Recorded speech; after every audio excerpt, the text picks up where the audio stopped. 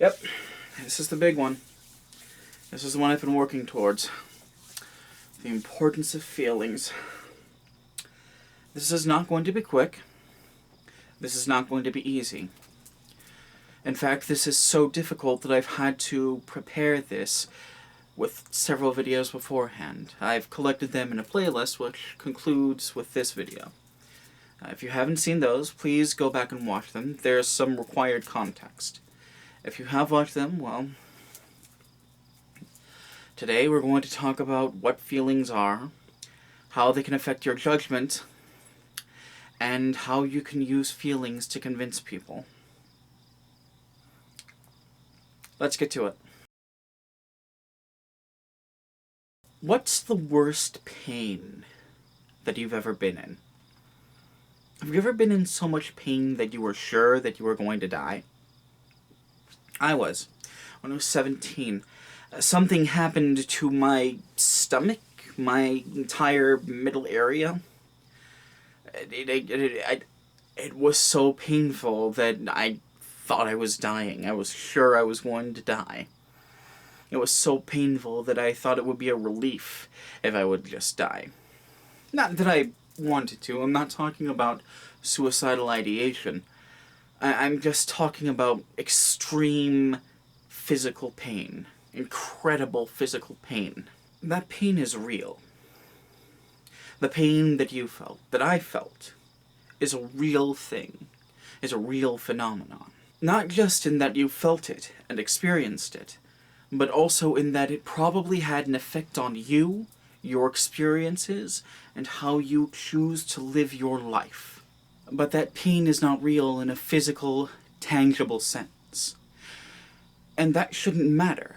To ask, where is this pain? Where is the physical thing that you call pain is as ridiculous as asking, where is the heat in a fire? People's experiences shape their impression of the world, and consequentially shape their behavior.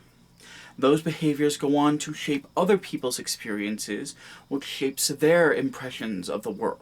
To claim that these things are not real, that is, to claim that things that people really do in the real world are in some sense, some capacity, not real, is not just nonsense.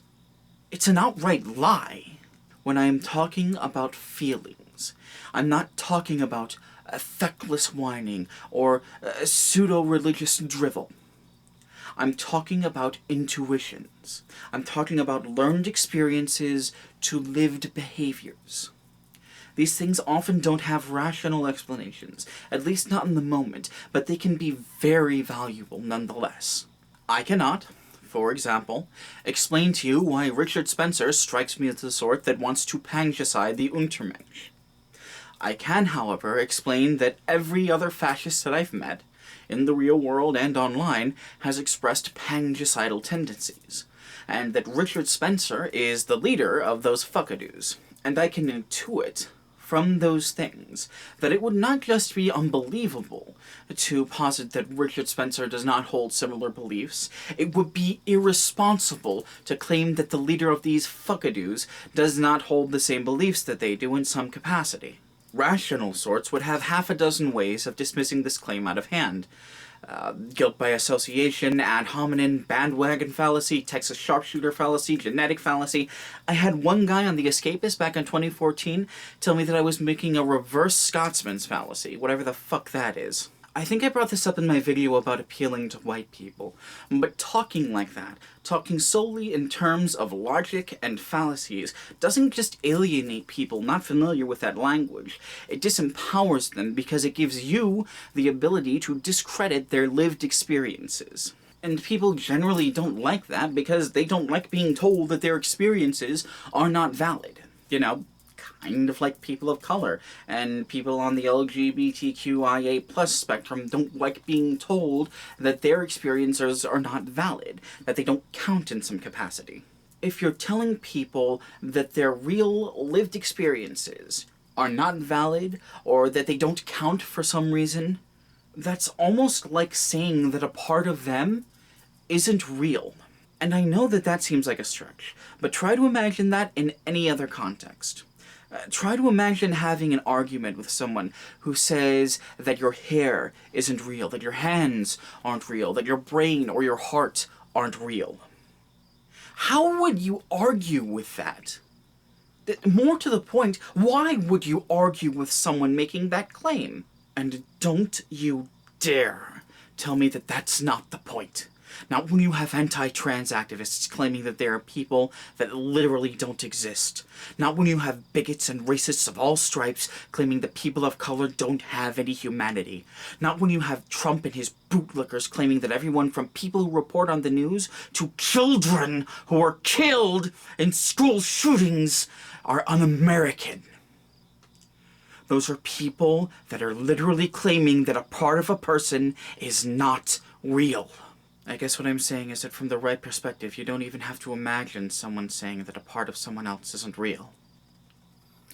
Maybe you don't even have to imagine someone saying that about you. Shocking swerve. Let's talk about the black crime rate. So there's this myth, something I take a great deal of pleasure describing as a myth, that people of color, and especially black people, do more crime than white people. This has a grain of truth to it, just a tiny bit of truth, in that you could argue that black people and other people of color are arrested more. But there is not... the amount of crime that black people especially commit does not account for their disproportionate representation in the prison system. There are a number of other very complex sociological factors that tie into that. There's a great video by Shaun where he talks about that. I'm going to link it up here and in the underbar. You should watch that. And I have spoken before about how people of color, and especially black people, are targeted by the system. It creates a feedback loop. Black people are arrested more, so they're thought to be more criminal. And because they're thought to be more criminal, they're arrested more. And because they're arrested more, they're thought to be more criminal, and so on and so forth. I don't need to explain what a feedback loop is, do I? Something that people, at least white people, don't really talk about when they bring this up is that black people especially have been making that same claim for decades. Before it was backed up by science, black people were making that same claim. I don't think it's a stretch to say the experiences of all people of color, but especially black people, are greatly devalued in our society. Their experiences are understood in a very real way to be less real, in spite of the fact that the claims that they have made about society have been scientifically borne out time and time again. And when I say scientifically borne out, I'm not exaggerating. Let's take another example. The claims that BLM, Black Lives Matter, made about police violence. So very early on in the Black Lives Matter movement, there was a claim that they had going around saying that too many black men were killed by the police. And they were silenced, they were shut up, they were intimidated into redacting that claim by people who said there was no scientific basis to make that claim. They didn't have numbers about police violence, they didn't have data about people killed by the cops. They only had a handful of videos of people being unilaterally executed by the police. And so that wasn't enough or something. But guess what? We have that data now. Specifically, we have the data for the time period the BLM protesters were beginning to become active. And that data says that police violence was, and maybe still is, one of the leading causes of death for black men. There are places in this country where police violence kills more young black men than heart disease. Those people who were intimidated into silence because they didn't have the data, they were right. Something that I've said in the past, and something that I'm going to stand by, is that the people who are oppressed understand the nature of their oppression better than anyone else. Oppressors mask the real goals of their oppression in platitudes and fallacious justifications. And people who are observing that oppression from the outside have to contend with those fallacious justifications. The people being oppressed, though? The only reason they would have to care about any of those justifications is to prevent some of their own oppression at the expense of others. And last I checked, those people were called Uncle Toms. But I have a different take on that. And that has ultimately been what all three of these videos have been about. So, if this channel, if this little internet experience can be said to have a motto, that motto would be that people are not stupid. There are a lot of reasons that people are not stupid. People know when they're being fooled, people know when they're being lied to, and generally speaking, they know who's doing it. People understand their lived experiences most of the time. But the important thing for our purposes today is that people understand when there is something wrong in their lives. Questioning people's lived experiences, questioning the things that are wrong with people's lives, for example, by assuming a world where oppression is always justified, or where oppression just doesn't exist, serves a purpose. It allows one worldview to remain dominant and other worldviews to remain marginalized. I don't need to tell you what worldview is being artificially propped up and what worldview is being marginalized, but I'm still going to, so that there's no confusion. It's capitalism that's being artificially propped up, and it's socialism, or communism, or Marxism, whatever you want to call it, that's being purposely, deliberately marginalized. It is also worth noting that worldviews that do not challenge capitalism, such as fascism, are not being actively marginalized. Civil rights organizations like the ACLU will defend to their death the right for fascists to riot in a town square. Police will actively escort fascists to the people that the fascists seek to oppress. And the federal government will deem anyone opposing fascism to be a terrorist. And to repeat that distinction, the far left is ignored, demeaned, and attacked when necessary, either by the state or at the behest of the state. Fascists are supported, as long as they perform in a way that supports the extant power structure, i.e. attacking the far left at the behest of the state. Sometimes they're even rewarded for it. You remember when I was talking about Uncle Tom's about 2.5 minutes ago?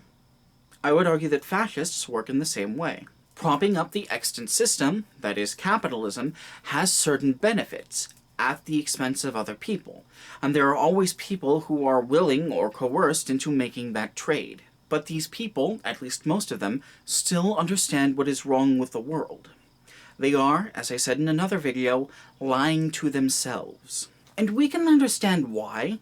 Not only does society reward them for doing so, but society punishes people for opposing society. We can understand that the rank-and-file fascists have created a false world in their mind in which to live, because society does not reward them for living in what I call the real world. They are using ideology as a tool for survival in a world that is actively hostile to them.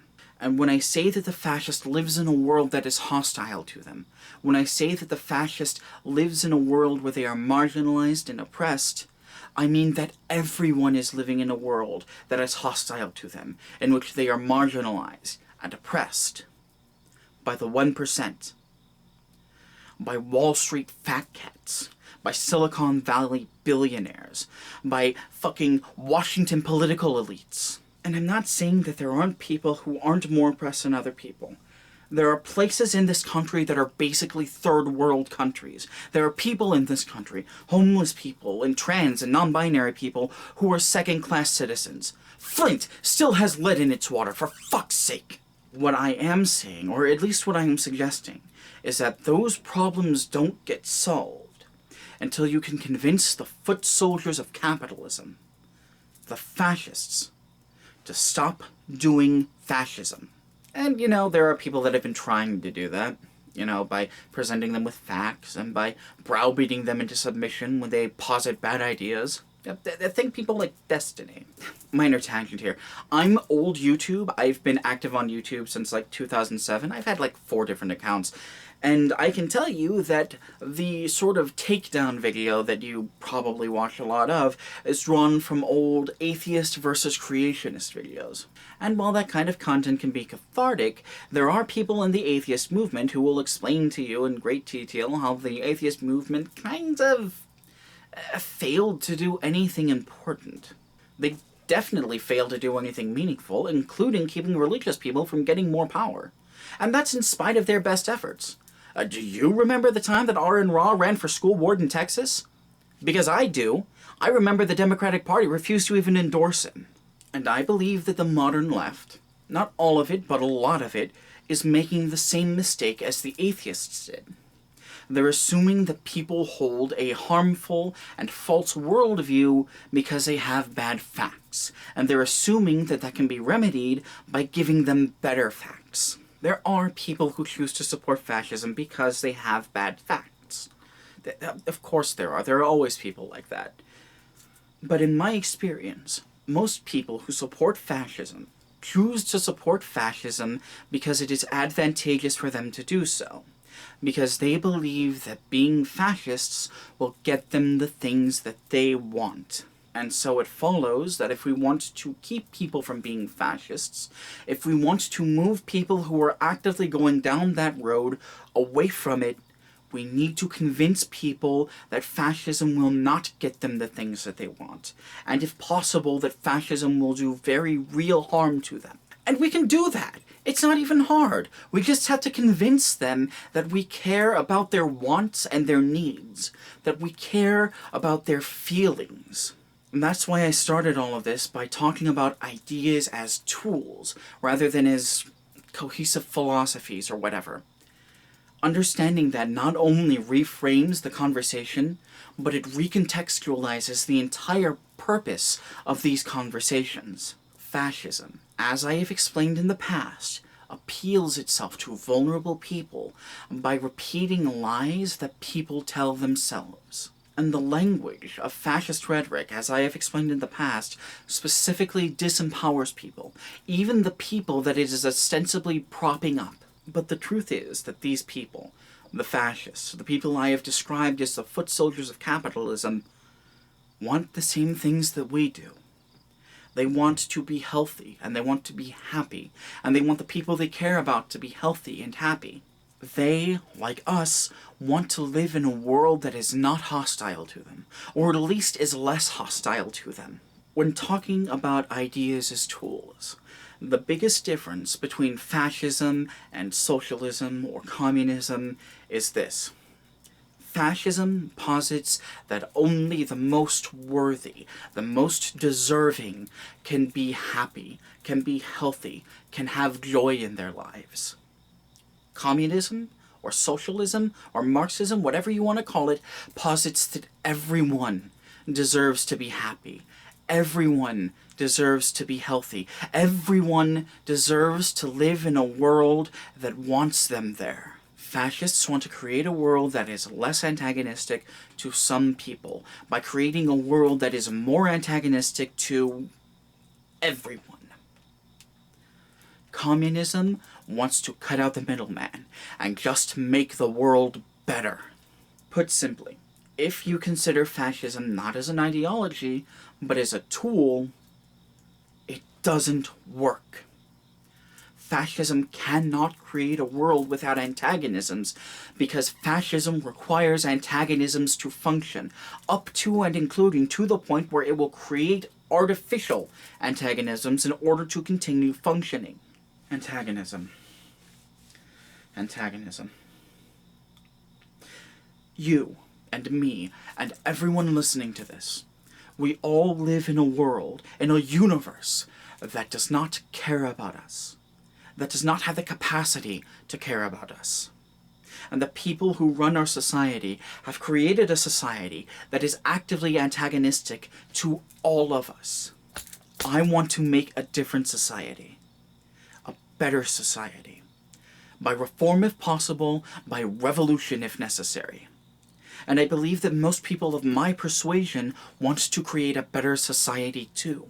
And while I think that most people of my persuasion understand that part of creating a better society is making that society less antagonistic, I feel like a lot of people underestimate the sheer antagonism that we're going to have to get rid of. And that we're going to have to get rid of it for everyone. If this world comes about in our lifetimes, then there will be people in that world that used to be fascists, that might still be fascists. And that means that we're going to have to make a world that is less antagonistic, a world that is better for the fascists too. Doing anything else, trying to oppress the fascists, will just be recreating the old world in a new shape. just getting rid of fascism isn't enough. Hell, just getting rid of capitalism isn't enough. Capitalism did not create the antagonisms that foster fascism, that foster bigotry, and they did not create the antagonisms that run our current democratic system of government.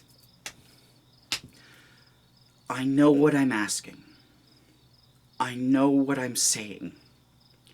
I know that these people might have done harm to someone that you know. I know that these people might have done harm to you. I even made that point at the beginning of the video. But we're going to need to de-radicalize these people, either now or later. And if we wait until later, they could do so much more harm to us. The modern fascist's worldview is based on nihilism. By the account of people who used to be in the movement and who are still in the movement, they don't believe in a better future. The modern fascist's worldview is based on nihilism. By the account of people who used to be in the movement and who are still in the movement, they don't believe in a better future. They can only understand, they can only comprehend a world that despises them for reasons that they can't quite grasp. And I believe that if we really want to make a better world, if that's something we truly want, then we have a responsibility to make a better world for them too. Yeah, that's it. That's the whole script. That's everything I had to say. Or at least for now. I don't know. Maybe Editing Ron has something to say? Is there going to be an Editing Ron segment this week? Yep. If there is going to be an Editing Ron segment, because there are some things that I need to clarify. Just get ahead of some gotchas that people are going to try and bring up. So, I wasn't saying, this video is not saying that, for example, fucking fascists are more oppressed than trans people, or people of color, or even just regular poor people. This video is not saying that you should go out and talk to Atomwaffen members in the middle of rioting through a town. This video is not saying that everyone has a responsibility to try to talk down fascists if they have the opportunity to do so. Something that I've had to learn through very painful experience is that not everyone is able to do those things. In fact, my experience is that most people are not able to do those things, and that's fine. You don't have to feel bad about it if you can't do that. What I am saying is that making a better world means making a better world for everyone, and that there is a chance that if we can impress that upon some people, that will bring them over to our side. Part of it is, the nihilism. Modern fascism is founded on this sense of aimless nihilism. They know that society hates them, but they don't really understand why. Fascism provides an easy explanation for that. The world hates you because it's run by Jews who want you dead for being white. If you talk to people, they'll understand that that's not true. That's something that they're clinging to out of desperation. I don't know what comes next. I don't really have any plans right now. Everything in my life is up in the air. I thought that I was going to be over in Rockford today. I thought I was going to be over in Rockford yesterday. It's not a good time in Ronsville right now. Let's put it like that. A lot of stuff is happening in my life. My grandpa died. And fucking everything is in turmoil because of that. Because fucking... It's all a bad time. There's a bunch of really complex stuff going on, and there's not a whole lot that I can do other than just hang around. So I don't know what's going to happen next, and I don't know when the next video is coming out. If I can put out another video on Sunday, I'll try, but the way things are now, I'm probably not going to be here Sunday. So, I don't know. I'll have some free time later this week. Maybe I'll be able to plan something out. I had plans, but I don't think I'm going to be able to pull them off.